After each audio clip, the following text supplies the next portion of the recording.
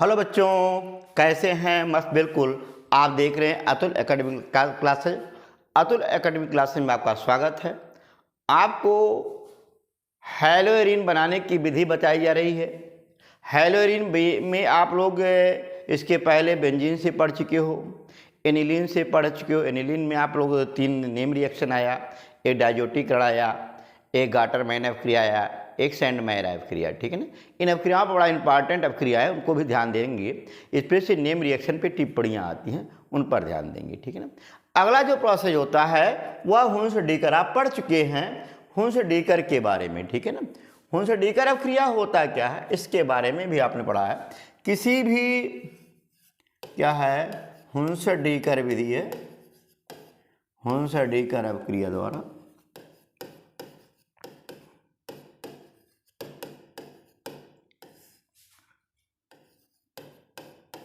देखोगे, हुंस डीकर अभिक्रिया द्वारा किसी भी एल्किल हैलाइड या एरिल, किसी भी सिल्वर कार्बोक्सिलेट या सिल्वर बेंजोएट को क्लोरीन या ब्रोमीन के साथ कार्बन टेट्राक्लोराइड की विलय की उपस्थिति में अभिक्रिया कराते हैं।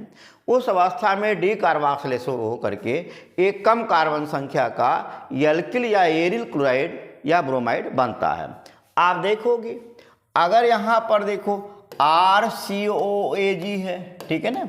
यहाँ पर अगर मैं क्लोरीन या ब्रोमीन के साथ in presence of carbon tetrachloride विलय की उपस्थिति में क्रिया करा देते हैं, उस अवस्था में आप देखोगे बनने वाला कंपाउंड RCl बनता है, प्लस क्या बनता है CO2 बनता है, प्लस आपका AgCl बनता है। ये आपको बताया जा चुका।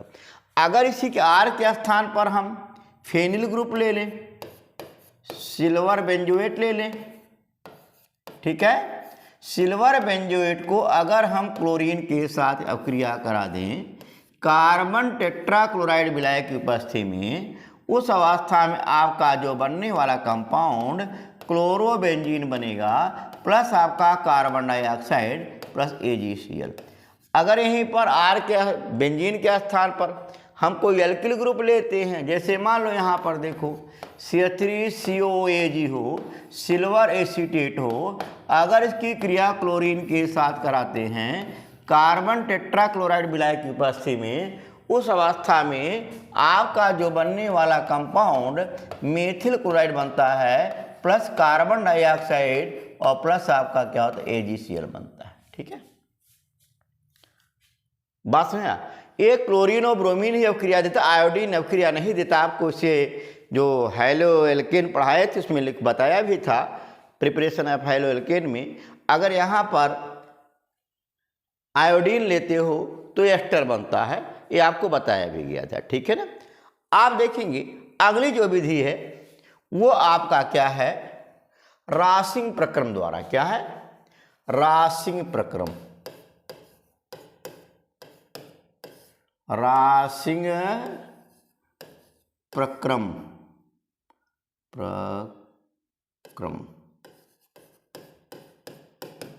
रासिंग प्रक्रम द्वारा क्या होता है, हम रासिंग प्रक्रम से हम क्लोरोबेंजीन कैसे बनाते हैं इसके बारे में डिस्कस करते हैं। ठीक है ना। देखोगे पहला चीज, रासिंग प्रक्रम द्वारा हम क्लोरोबेंजीन कैसे बनाएंगे इसके बारे में हमें ज्ञात होना चाहिए। एक इन पर औद्योगिक विधि है एक प्रकार से। इसमें करते क्या है सुन लेना। इसमें बेंजीन को क्यूपरस क्लोराइड की उपस्थिति में HCl वायु के मिश्रण के साथ अभिक्रिया करा करके क्लोरोबेंजीन प्राप्त करते हैं। अर्थात यहां पर देखोगे मैंने क्या बोला, बेंजीन को है ना HCl और वायु के साथ क्यूपरस क्लोराइड की उपस्थिति में अभिक्रिया कराने पर आपका जो बनने वाला कंपाउंड होता है एक क्लोरोबेंजीन बनता है। ये जो आपकी विधि है ये आपकी क्या है, औद्योगिक विधि है कि क्लोरोबेंजीन हम कैसे बनाएंगे, यह आपका क्या है, औद्योगिक विधि है। आप इसमें बैलेंस इत्यादि कर लेंगे।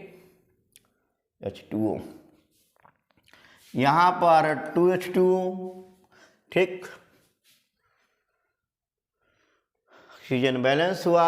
यहाँ पर बेंजीन पे 2 कर दें, यहाँ कर दें 2 कर दें, और 2H2 यहाँ पर 2 कर दें, आपका क्या है, बैलेंस हो गया। तो इस तरीके से ये आपका क्या है, रासिंग प्रक्रम है। रासिंग प्रक्रम द्वारा बेंजीन से क्लोरोबेंजीन कैसे बनाएंगे, यह एक आपका क्या है, औद्योगिक विधि होता है। औद्योगिक विधि द्वारा आता है कि क्लोरोबेंजीन कैसे बनाएंगे, तो उसके लिए रासिंग प्रक्रम आपका सबसे महत्वपूर्ण होता है। कि रासिंग प्रक्रम क्या हो है कि बेंजीन को क्यूपरस क्लोराइड की उत्प्रेरक की उपस्थिति में यस्य और वायु के मिश्रण के साथ गर्म करते हैं, तो उस अवस्था में आपका जो बनने वाला कंपाउंड क्या होता है, क्लोरोबेंजीन बनता है। यह आपकी क्या है, औद्योगिक विधि होती है। बात कन्फर्म, क्लियर। अब देखेंगे नेक्स्ट टॉपिक पर आते हैं, ठीक है। अगला इसके कुछ फिजिकल प्रॉपर्टी हैं या केमिकल प्रॉपर्टी हैं। तो फिजिकल तो कहीं आता नहीं है बोर्ड में, बहरहाल इधर केमिकल प्रॉपर्टी पर ही चलेंगे, ठीक है ना। केमिकल प्रॉपर्टी में एक चीज ध्यान देंगे, एक क्वेश्चन अक्सर आता है कि रासायनिक गुण में आप देखें, रासायनिक क्या है, गुण है। रासायनिक गुण में एक चीज ध्यान देंगे, यहाँ पर खुद सोचना चाहिए, ठीक है ना। जैसे देखो क्लोरोबेंजीन है, ठीक है ना, यहाँ पर आप देखोगे क्लोरोबेंजीन में यहाँ पर Cl परमाणु है, इसके पास लोन पेयर है, ठीक है ना, और जिससे Cl, जिस कार्बन से Cl जुड़ा है उस पर डबल बॉन्ड लगा हुआ है। अगर ऐसा एलिमेंट मिले, ठीक है ना, ऐसा एलिमेंट मिले जैसे X हो, Y हो, यहाँ पर X पर डबल बॉन्ड Y हो और Z हो, ठीक है ना, और इसके पास लोन पेयर हो, ठीक है, तो उस अवस्था में क्या करता है, रेजोनेंस दिखाने की कोशिश करता है। क्या करता है, रेजोनेंस होता है। डीलोकलाइज पाई इलेक्ट्रॉन इसमें पाए जाते हैं, और डीलोकलाइज पाई इलेक्ट्रॉन पाए जाने के कारण ये रेजोनेंस दिखाएगा। देखो डबल बॉन्ड है ना, X Y double bond, Cl के पास लोन पेयर, ये क्या करेगा, यहां से इलेक्ट्रॉन को रिप्लेस करेगा, ठीक है। तो यहां से इलेक्ट्रॉन को क्या करेगा, रिप्लेस करेगा। और आप देखोगे ये इस पर क्लोरीन पर क्या आता है, डबल बॉन्ड की प्रॉपर्टी आ जाती है। देखिएगा यहां पर डबल बॉन्ड Cl हो गया, पॉजिटिव हो गया, क्योंकि इलेक्ट्रॉन दे रहा है, इलेक्ट्रॉन ले रहा है। यहां पर इलेक्ट्रॉन दोनों आ गए, ये चार्ज यहां पर क्या निगेटिव आ गया, और ये बॉन्ड स्लिप कर गया। ये यहीं से क्या करेगा, रेजोनेंस दिखाएगा। देखो जरा रेजोनेंस में एक चीज देखेंगे, फिर वही काम होगा, डबल बॉन्ड ऊपर जाएगा, लोन पेयर नीचे आएगा, और देखेंगे यहां पर Cl पॉजिटिव हो गया, फिर रेजोनेंस दिखाएगा। आप देखोगे ये रेजोनेंस इसमें क्या होता है, रेजोनेंस के कारण इसका जो Cl परमाणु होता है यह क्या होता है, स्टेबलाइज हो जाता है। क्या होता है, ये Cl परमाणु जो है ये क्या होता है, स्टेबलाइज हो जाता है। अब देखेंगे ये यहाँ जाएगा, यहाँ जाएगा, लोन पेयर यहाँ आएगा। तो आप देखेंगे Cl परमाणु क्या है, इससे यहाँ पर रेजोनेंस के कारण स्टेबलाइज होता है। इस कारण से जो क्लोरोबेंजीन होता है वो नाभिक स्नेही प्रतिस्थापन अवक्रिया आसानी के साथ नहीं देता। ध्यान देना, क्वेश्चन आता है कि क्या कारण है, एल्किल हैलाइड, क्या कारण है RCl है ना, या CH3CH2Cl एथिल क्लोराइड नाभिक स्नेही प्रतिस्थापन अवक्रिया आसानी के साथ दे देता है, जबकि क्लोरोबेंजीन नाभिक स्नेही प्रतिस्थापन अवक्रिया नहीं देता। आप बोलोगे ड्यू टू रेजोनेंस। क्लोरोबेंजीन में Cl परमाणु पर डबल बॉन्ड की क्या आती प्रॉपर्टी आ जाती है। डबल बॉन्ड की प्रॉपर्टी आने के कारण इस क्या होता है, रेजोनेंस के कारण स्टेबलाइज हो जाता है, ठीक है ना। स्टेबलाइज होने के कारण यह नाभिक स्नेही के साथ आसानी के साथ प्रतिस्थापन अवक्रिया नहीं देता। फिर भी कुछ एलिमेंट ऐसे हैं, जैसे आप देखोगे OH, जैसे देखो NH2, आप देखें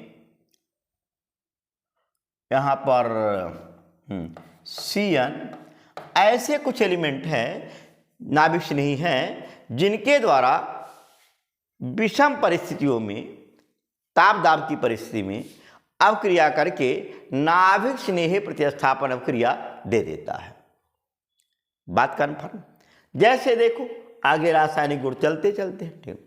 जैसे आप देखोगे अगर क्लोरोबेंजीन को, ध्यान देना यहाँ पर डाउ अवक्रिया है, इस अवक्रिया का नाम भी डाउ अवक्रिया है।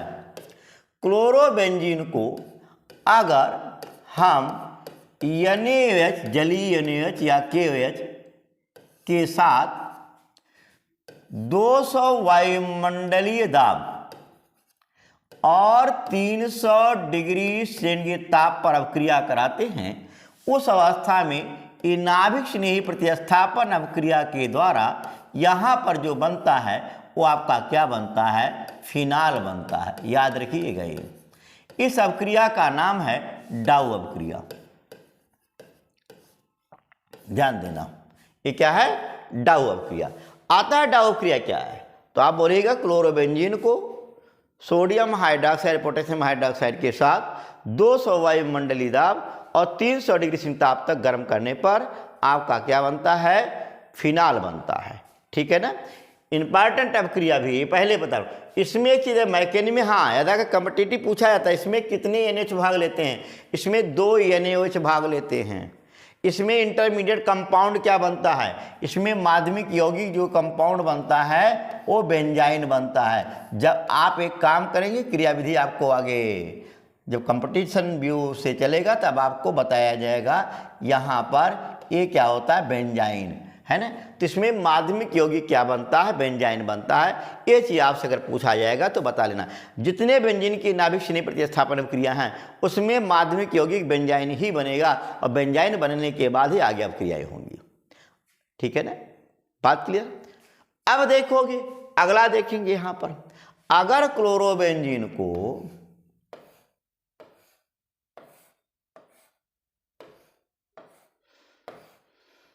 हे राम मेरे, देखें अगर क्लोरोबेंजीन को आप लोग अमोनिया के साथ क्यूपरस ऑक्साइड के उपस्थिति में, ठीक है ना, 200 डिग्री सेंटीग्रेड ताप और उच्च दाब पर अवक्रिया यदि कराते हैं तो उस अवस्था में ये भी क्या है, एनिलीन बनता है। क्या बनता है, एनिलीन बनता है। ये चीज थोड़ा सा ध्यान,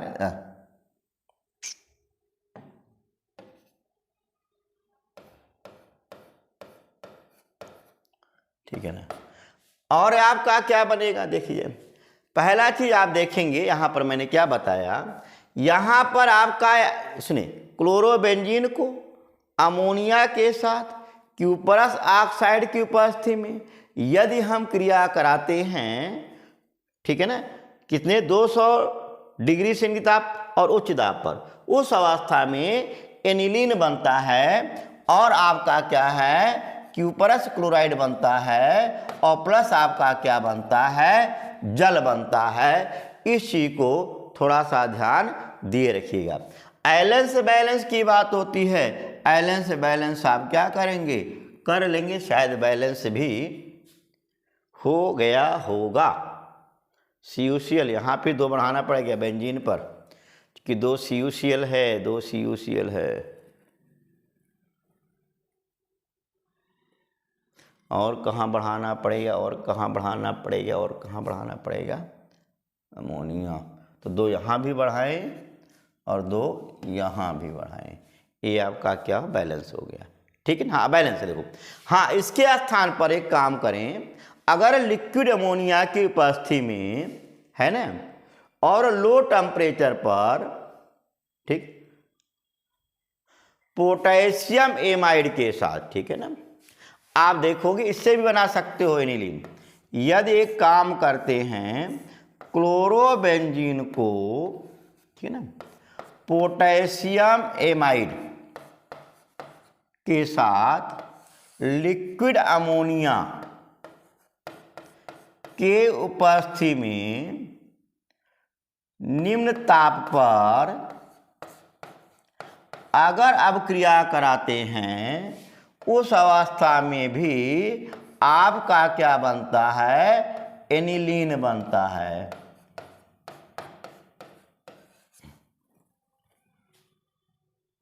बात समझ आया, क्लियर हुआ। इस विधि द्वारा भी हम लोग क्या करते हैं, एनिलीन प्राप्त करते हैं। ठीक, अब इस पे थोड़ा सा और देखिएगा, सुनिए। यहां पर अगर यहीं पर क्यूपरस साइनाइड के साथ आप क्रिया करा दें पिरियाडीन विलायक की उपस्थिति में, है ना, 300 डिग्री सेंटीग्रेड ताप और उच्च दाब पर, देखो जैसे कहने का मतलब मेरे, अगर क्लोरोबेंजीन को, ध्यान देना क्या है, क्लोरोबेंजीन को क्यूपरस साइनाइड के साथ पिराडीन विलायक के उपस्थिति में उच्च दाब और 300 डिग्री सेंटीग्रेड ताप पर अब क्रिया कराते हैं, तो उस अवस्था में बनने वाला कंपाउंड क्या होता है, फेनिल साइनाइड बनता है। क्या है, फेनिल साइनाइड बनता है। और आपका क्या बनता है, क्यूपरस क्लोराइड बन जाता है। ठीक है ना। इस प्रकार से हम क्या करते हैं, क्लोरोबेंजीन से फेनिल साइनाइड बनाते हैं। एक नोट कर लेना है, कन्वर्जन में बड़ा काम आता है, देखिएगा, नोट कर लेना है ना। नोट में याद रखिएगा,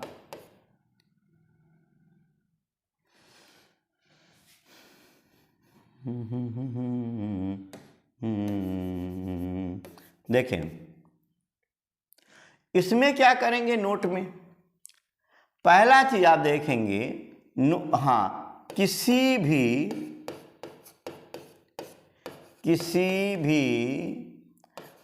आरसीएन वाले यौगिक का पूर्ण अम्लीय जल अपघटन कराने पर CnCOOH में परिवर्तित हो जाता है।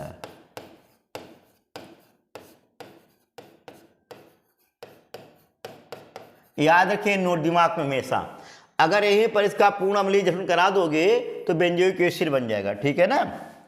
तथा आंशिक जल अपघटन कराने पर, आंशिक जल अपघटन कराने पर CONH2 में बदलता है।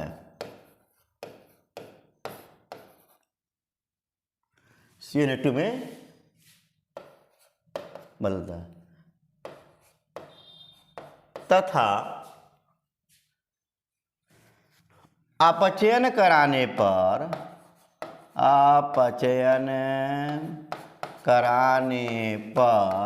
CnCH2NH2 में परिवर्तित हो जाता है। ये दिमाग में याद रखना। ठीक है ना। देखो जैसे यहीं पर इसको बना दे रहा हूं, अगर इसका एक काम करते हैं, पूर्ण अम्लीय जल अपघटन करा दें, पूर्ण, ठीक है ना, उस अवस्था में क्या बनेगा, C6H5COH बन जाता है। याद रखिएगा, अगर इसका आंशिक जल अपघटन कराते हो, आंशिक जल अपघटन कराते हो, उस अवस्था में C6H5CONH2 बेंजामाइड बनेगा। अगर इसका मान लो SnCl2 प्लस HCl की उपस्थिति में अपचयित करा देते हो तो उस अवस्था में आपका क्या बनेगा, यह CH2NH2 में क्या होगा, परिवर्तित हो जाएगा। बात समझ आया? ये दिमाग में याद रखिए, कोई भी एल्किल साइनाइड हो, चाहे एल्किल हो चाहे एरिल हो, कोई मतलब नहीं है। बस ये नियम हमेशा याद रखिएगा, ये कन्वर्जन में आपको लोगों के लिए बहुत ही उपयोगी होगा। ठीक है ना? आगे देखें, सुनिए, बात कन्फर्म हुआ आया। अब इसी पे कुछ नियम रिएक्शन है, जैसे फीडिंग अपक्रिया है, ओटर फीडिंग अपक्रिया है, उल्मान अपक्रिया है, इन सब के बारे में ध्यान देंगे। पहला चीज आते हैं फिटिंग अपक्रिया। क्या है? फिटिंग अपक्रिया क्या है? किसी भी एरिल क्या है, एरिल हैलाइड को सोडियम धातु के साथ ईथर, इससे बढ़िया मिलाए THF होता है, टेट्राहाइड्रोफ्यूरान, या THF के उपस्थिति में अपक्रिया कराने पर, अपक्रिया क्या है, कराने पर बाइफेनिल बनता है। याद रखिएगा, बाइफेनिल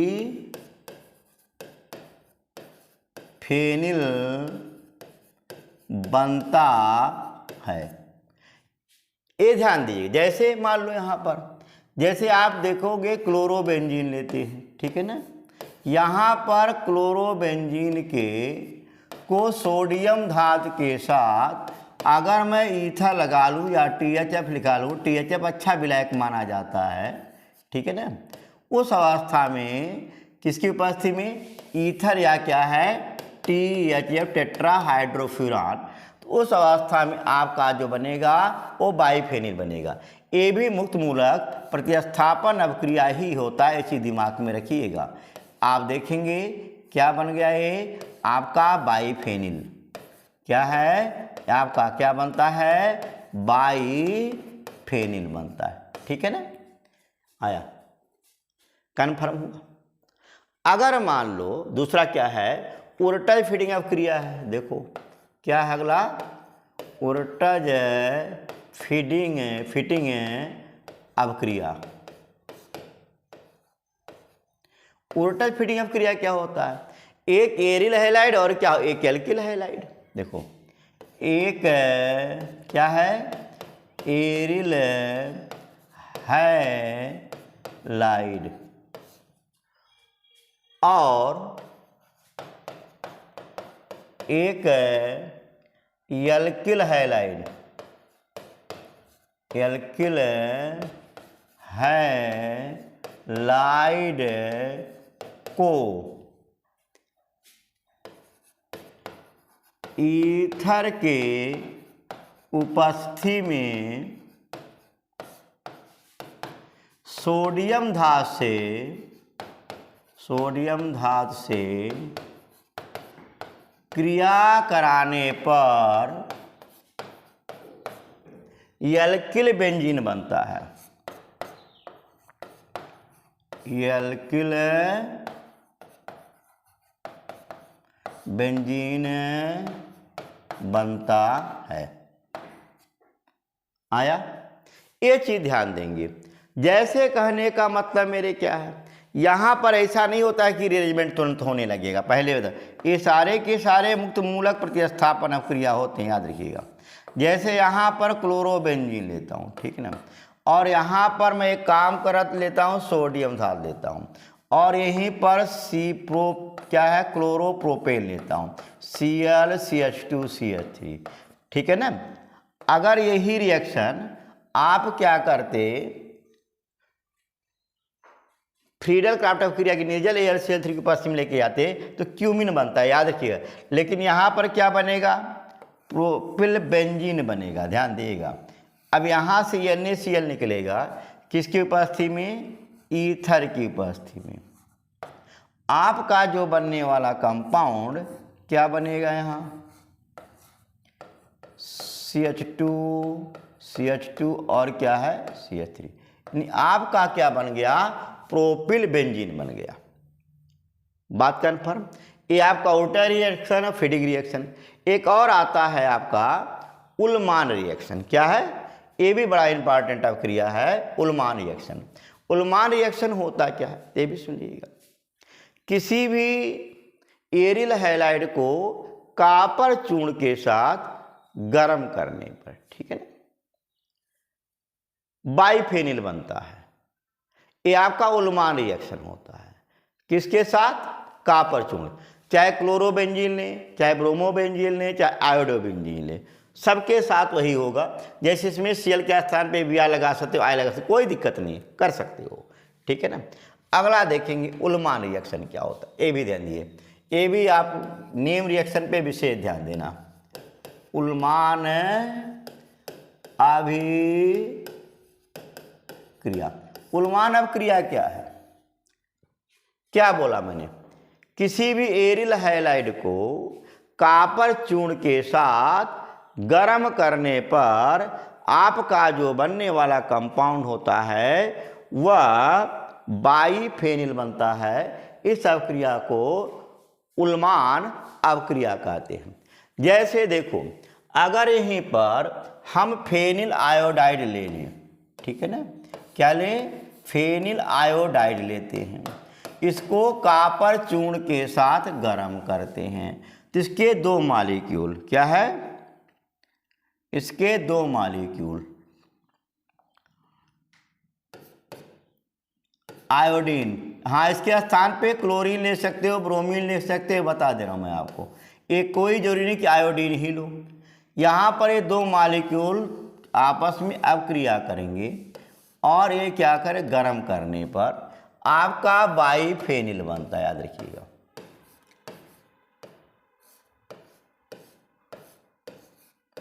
इस क्या है? बाइफेनिल बनता है और आपका क्यूपरस आयोडाइड निकल जाता है। बात में ये जो रिएक्शन होता है ये आपका कौन सा रिएक्शन है? उल्मान रिएक्शन होता है, ठीक है ना। आया?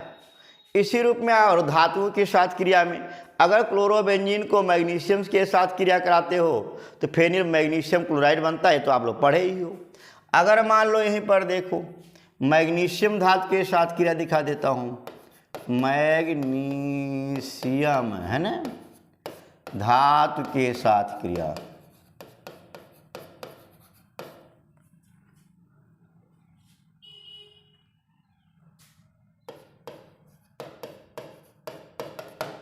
देखेंगे इसमें क्या होता है। अगर क्लोरोबेंजीन हो, ब्रोमोबेंजीन हो, आयोडोबेंजीन हो, मैग्नीशियम धातु के साथ ईथर से बढ़िया जो विलायक होता है इसमें एरोमेटिक में, वो THF होता है। अब क्रिया कराते हैं, उस अवस्था में आपका फेनिल मैग्नीशियम क्लोराइड बनता है। क्या बनाए? फेनिल मैग्नीशियम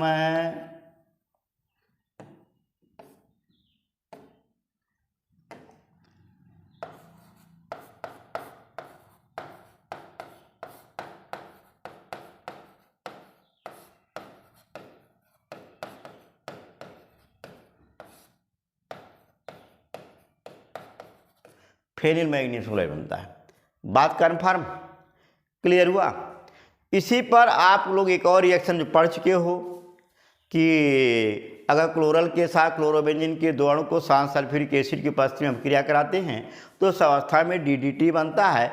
ये आप लोग पहले भी पढ़ चुके हो, डाइक्लोरोडाइफेनिल एथेन, या इसका IUPAC नाम जो होता है para para dichloro diphenyl trichloro ethane, ठीक है ना। पीपीएल पैरा पोजीशन पर होता। अगला देखोगे नेक्स्ट, बेंजीन नाभिक के कारण क्रिया क्या है? बेंजीन नाभिक के कारण क्या है? क्रिया। बेंजीन नाभिक के कारण क्रिया कैसे, आप ध्यान देंगे। आपको मालूम है यहाँ पर बेंजीन में आपने देखा है रेजोनेंस दिखाता है, यहाँ पर इलेक्ट्रॉन डेंसिटी कहाँ जाता है? आर्थो और पैरा पोजीशन पर जाता है। देखोगे, देखिए यहाँ पर अगर ये रिप्लेस करेगा यहाँ आएगा, तो आप देखोगे इलेक्ट्रॉन डेंसिटी कहाँ गया। पहले आप ध्यान देंगे, यहाँ पर आपने देखा है कि डबल बॉन्ड पाया गया, पॉजिटिव आया, यहाँ पर लोन पेयर आया, यहाँ पर देखो डेंसिटी किस पोजीशन पे है? आर्थो पोजीशन पे। फिर क्या करता है? रिप्लेस करता है, ठीक है ना, ऐसे। और आप देखोगे फिर कहाँ किस पोजीशन पे आता है? पैरा पोजीशन पर। इस नाते से क्लोरोबेंजीन की जो भी रिएक्शन होते हैं वह कहाँ होते हैं, कहाँ सब्स्टिट्यूशन होता है, इलेक्ट्रोफिलिक सब्स्टिट्यूशन रिएक्शन दिखाता है, वो आर्थो पैरा पोजीशन पर ही दिखाता है। कहाँ पर? Ortho para. अर्थात क्लोरोबेंजीन में क्लोरीन परमाणु जो होता है वो कौन सा दैशिक होता है? आर्थो पैरा दैशिक होता है, ठीक है ना। यानी कि जो भी अगर क्लोरीनेशन कराते हो, एल्काइलेशन कराते हो, नाइट्रेशन कराते हो, सल्फोनेशन कराते हो, वो सब कहाँ जुड़ेगा? आर्थो और पैरा स्थिति पर। देखें, जैसे क्लोरीनीकरण कराते हैं, ठीक है ना, क्या बोला मैंने? क्लोरीनीकरण, ठीक है ना। क्लोरीनीकरण कराने पर आप देखोगे अगर क्लोरोबेंजीन है, क्लोरोबेंजीन का अगर हम क्लोरीनीकरण कराते हैं, इन पर जन साहब कोई हैलोजन वाहक लेते हो या फिर Cl3 निर्जल एल्सिल सोआन, तो एक क्लोरीन कहाँ जाएगा? आर्थो और पैरा पोजीशन। इलेक्ट्रॉन डेंसिटी यहाँ पर ज़्यादा है तो इलेक्ट्रोफाइल कहाँ टैग करेगा? आप देखोगे आर्थो और पैरा पोजीशन पर। Cl यहाँ पर देखो आर्थो क्लोरोबेंजीन, या आप लिख सकते हो 1,2 डाइक्लोरोबेंजीन एंड 1,4 डाइक्लोरोबेंजीन बनता है, ठीक है ना। 1,2 डाइक्लोरोबेंजीन और क्या बनता है? 1,4 डाइक्लोरोबेंजीन बनता है। कारण क्या है? ये आपका जो आर्थो पैरा दैशिक एलिमेंट होता है, इस कारण से यह आर्थो और पैरा पोजीशन पे आएगा। बात कन्फर्म, क्लियर हुआ? अगर देखोगे दूसरा, अगला देखेंगे, ध्यान देंगे, अगर यहीं पर सल्फोनीकरण कराते हैं या नाइट्रीकरण कराते हैं, तो नाइट्रीकरण पे चलते हैं, फिर सल्फोनीकरण चलते हैं। देखिए,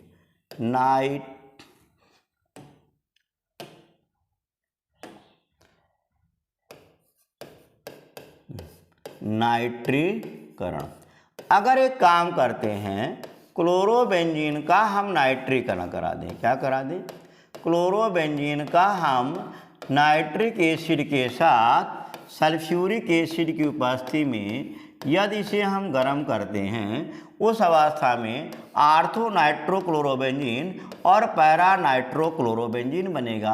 अर्थात NO2 यहाँ एक बार आएगा, फिर दोबारा कहाँ आएगा? NO2 कहाँ जाएगा? आपका देखोगे यहाँ पर Cl, यहाँ पर क्या? NO2। एक ही थोड़ा सा ध्यान देंगे, अगर यहाँ पर मेटादैशिक समूह कोई बेंजीन पर जुड़ जाए तो उसका नाभिक स्नेही प्रतिस्थापन अभिक्रिया आसानी के साथ हो जाता है। अगर क्लोरोबेंजीन के NH के साथ क्रिया कराते, इसको NH के साथ क्रिया कराएं, तो ये क्या है? Cl आसानी के साथ जलीय NH के साथ क्या प्रतिस्थापन अभिक्रिया दे देगा और Cl के स्थान पे OH आ जाएगा। यदि बेंजीन नाभिक से कोई भी मेटादैशिक समूह अगर जुड़ जाता है, जैसे NO2 है, तो उसका प्रतिस्थापन अभिक्रिया आसानी के साथ हो जाता है। दिमाग में याद रखिएगा, ठीक है ना। अगला देखेंगे, देखिए, जैसे क्वेश्चन दिया गया है कि chlorobenzene, ortho nitrochlorobenzene, para nitrochlorobenzene, 2, 4, 6 try nitrochlorobenzene में कौन सा ऐसा एलिमेंट है जिसका नाभिक स्नेही प्रतिस्थापन आसानी के साथ हो जाता है? तो उसके लिए कौन सा बोलेंगे? जिसमें NO2 समूह जितना ज़्यादा जुड़ा होगा, मेटादैशिक समूह जितने ज़्यादा जुड़ा होगा, वह क्या होगा? उतने आसानी के साथ नाभिक स्नेही प्रतिस्थापन अभिक्रिया दर्शाएगा। ये दिमाग में याद रखिएगा, ठीक। अगला है सल्फोनीकरण, देखेंगे।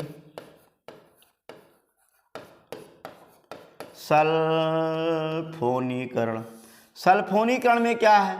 अगर क्लोरोबेंजीन को सांद्र सल्फ्यूरिक एसिड के साथ अवक्रिया कराते हैं उस अवस्था में आर्थोक्लोरोबेंजीन सल्फोनिक एसिड और पैराक्लोरोबेंजीन सल्फोनिक एसिड बन जाता है। यानी यहाँ पर ClSO3H क्या नाम हुआ, आर्थोक्लोरोबेंजीन सल्फोनिक एसिड।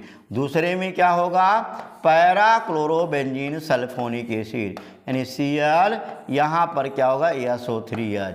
इसका क्या नाम है, आर्थोक्लोरोबेंजीन सल्फोनिक एसिड। इसका क्या नाम है, पैराक्लोरोबेंजीन सल्फोनिक एसिड। तो इस तरीके से इसके बारे में ध्यान देंगे, ठीक है। अगर इसी पर अगला एक और रिएक्शन होता है, वो फ्रीडल क्राफ्ट अवक्रिया है, वो भी देख लें। इसके बाद हेलो एरिन आपका क्या होगा, खत्म हो जाएगा। देखें फ्रीडल क्राफ्ट अवक्रिया में देखें,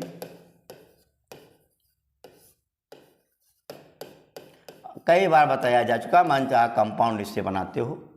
एक काम करते हैं, क्लोरोबेंजीन को अगर हम निर्जल AlCl3 की उपस्थिति में मेथिल क्लोराइड के साथ अवक्रिया करा दें, उस अवस्था में आर्थोक्लोरोटॉलुइन और पैराक्लोरोटॉलुइन बनेगा। CH3 कहाँ है, आर्थो और पैरा पोजीशन पर आ जाएगा। आप देखें इस तरीके से ये क्लोरोबेंजीन जो होता है वह आर्थो पैरादैशिक होता है। कोई भी इलेक्ट्रोफाइल अगर आता है तो कहाँ अटैक करेगा, वो सदैव आर्थो और पैरा स्थान पर ही क्या करेगा, एडजस्ट होगा। बात कन्फर्म हुआ, क्लियर हुआ। ये टॉपिक आपका हेलो एल्केन यानी हेलो एरीन खत्म हो गया। लगभग ये चैप्टर समाप्ति के कागार पे हो गया है। आप लोग एक काम करेंगे, जो क्वेश्चन आप लोगों के बुक के हैं उन्हें आप करेंगे। जितने आप कन्वर्जन करेंगे उतने आपको बेनिफिट मिलेगी, ठीक है ना। और ज़्यादा कन्वर्जन करने की कोशिश करेंगे। कन्वर्जन से ही केमिस्ट्री आता है। एक इसमें केमिस्ट्री में क्या होता है, का से केमिस्ट्री, का से कन्वर्जन, का से कारक, है ना। इतना अगर तैयार है आप फॉरेन केमिस्ट्री तैयार पूरा का पूरा आ जाएगा। केमिस्ट्री आपको रटने की बहुत ज़रूरत नहीं होती है। उसके मूल मंत्र होते हैं, किसके स्थान पे क्या लगाएं क्या ना लगाएं। एक और थोड़ा सा बचा हुआ है, अपचयन की बात होती है। अपचयन मैंने आपसे बताया नहीं है, आप देखोगे अपचयन। एक काम करते हैं, अगर क्लोरोबेंजीन को सुन लेना भाई, क्लोरोबेंजीन को अगर निकिल के साथ हम अपचयित करते हैं तो उस अवस्था में साइक्लोहेक्सेन बन जाएगा। लेकिन अगर केवल निकिल लगा देते हैं तो ये आपका जो बनने वाला कंपाउंड होता है वो क्या है, साइक्लोहेक्सेन बन जाएगा। देखेंगे साइक्लोहेक्सेन बन जाएगा। लेकिन अगर यहीं पर निकिल एल्यूमिनियम मिश्र धातु लगा देते हो, निकिल एल्यूमिनियम क्या करता है, एल्यूमिनियम के रिएक्टिविटी को क्या करता है, ऑलरेडी कम करने लगता है। अगर निकिल एल्यूमिनियम मिश्र धातु लगा देते हो, है ना, किसकी उपस्थिति में, सोडियम हाइड्रोक्साइड की उपस्थिति में, ठीक है ना। ये क्या करेगा, इसकी रिएक्टिविटी को क्या करेगा, थोड़ा सा घटाता है, ठीक है ना। अंततः पूरा का पूरा बेंजीन को ही, ये जो डबल बांड से सिंगल बांड है सबको सिंगल बांड में कर देता, क्लोरीन को भी हटा देता। लेकिन अगर यहाँ पर निकिल एल्यूमिनियम का मिश्र धातु लगा देते हो तो केवल क्लोरीन को ही हटाएगा और बाकी किसी को नहीं हटाएगा। ये दिमाग में रखिएगा, डबल बॉन्ड उसी रूप में रह जाएगा और आपका जो बनने वाला कंपाउंड होता है वो क्या होता है, बेंजीन बनता है। अगर क्लोरोबेंजीन से बेंजीन बनाने पूछे जाए तो आप यह विधि इंपॉर्टेंट है, याद रखिएगा, क्वेश्चन करते रहिएगा। मस्त रहें, खुश रहें और अतुल एकेडमी क्लासेज को अग्रसर करिए, बढ़ाइए। धन्यवाद, मस्त रहें।